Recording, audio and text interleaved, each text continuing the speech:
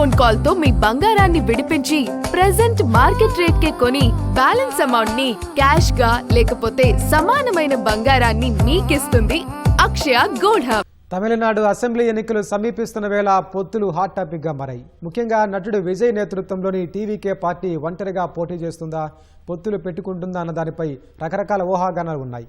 కాంగ్రెస్ సహజ భాగస్వామి అని టీవీకే పార్టీకి చెందిన నాయకుడు పేర్కొనడంతో ఇరు పార్టీలు పొత్తులు పెట్టుకుంటాయనే వాదనలు వినిపిస్తున్నాయి.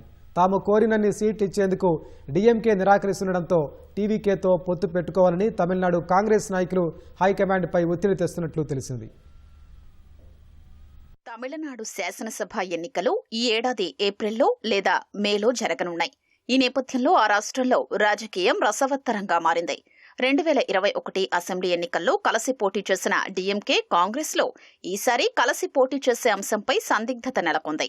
తమకు 40 స్థానాలు కేటాయించాలని కాంగ్రెస్ డీఎంకేను కోరింది. 32 ఇస్తామని డీఎంకే చెప్పగా 38 ఇవ్వాలని కాంగ్రెస్ పట్టుబడుతోంది. ఈ అంశంపై డీఎంకే ఇంకా తన నిర్ణయాన్ని వెల్లడించలేదు. మరోవైపు ప్రభుత్వంలో తమకు భాగస్వామ్యం కావాలని కాంగ్రెస్ నాయకులు డిమాండ్ చేస్తున్నారు. అంటే మంత్రి పదవులు ఇవ్వాలని అర్థం. ఏ రాజకీయ పార్టీ అయినా ప్రభుత్వంలో సముచిత స్థానం దక్కాలని ఆశిస్తుందని తమిళనాడు కాంగ్రెస్ వ్యవహారాల ఇన్ఛార్జ్ గిరీష్ చోడంకర్ ఇటీవల వ్యాఖ్యానించారు. అధికారంలో వాటాను ప్రతి పార్టీ కోరుకుంటుందని, ఒకవేళ అధికారమే వద్దు అనుకుంటే ఎన్జీఓగా మారిపోవలసి ఉంటుందని అన్నారు.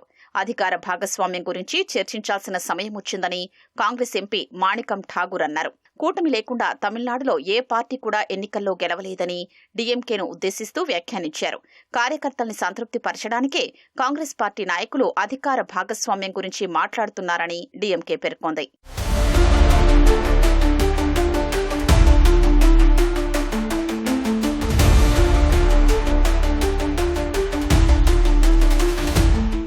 డీఎంకేతో సీట్ల విషయంలో ఒప్పందం కుదరకపోతే ప్రత్యామ్నాయంగా నటుడు విజయ్కు చెందిన టీవీకే పార్టీతో పొత్తు పెట్టుకోవాలని తమిళనాడు కాంగ్రెస్ నాయకత్వం భావిస్తోంది. ఇందుకోసం రాహుల్ గాంధీని ఒప్పించేందుకు ప్రయత్నాలు మొదలుపెట్టినట్లు తెలిసింది. అటు టీవీకే కూడా కాంగ్రెస్తో పొత్తుకు సిద్ధమనే సంకేతాలిచ్చింది. లౌకికవాదం, మతతత్వానికి వ్యతిరేకంగా చేసే పోరాటంలో టీవీకే, కాంగ్రెస్ పార్టీ విధానాలు ఒకే విధంగా ఉంటాయని ఆ పార్టీ అధికార ప్రతినిధి ఫెలిక్స్ గెరాల్డ్ అన్నారు. ఆ కోణంలో చూస్తే తాము సహజ భాగస్వాములమని తెలిపారు. తమ అధినేత విజయ్, రాహుల్ గాంధీ మంచి మిత్రులని పేర్కొన్నారు. అయితే ఇరు పార్టీల మధ్య ఎన్నికల పొత్తు కుదరడానికి ముందు కొన్ని అంశాలు పరిష్కరించుకోవాల్సి ఉందన్నారు. అందుకు తమిళనాడు కాంగ్రెస్ శాఖ అడ్డంకిగా ఉందని టీవీకే నేత ఫెలిక్స్ గెరాల్డ్ చెప్పారు. మరోవైపు రాహుల్ గాంధీ సన్నిహితుడు ప్రవీణ్ చక్రవర్తి గతేడాది డిసెంబర్లో టీవీకే అధినేత విజయ్తో భేటీ అయ్యారు. అయితే ఏం చర్చించుకున్నారో బయటకు రాలేదు.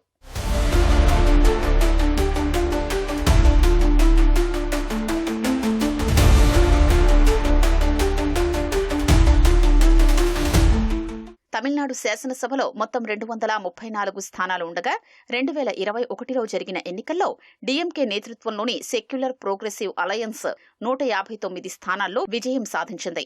అందులో డీఎంకే ఒక్కటే 133 స్థానాల్లో గెలుపొందింది.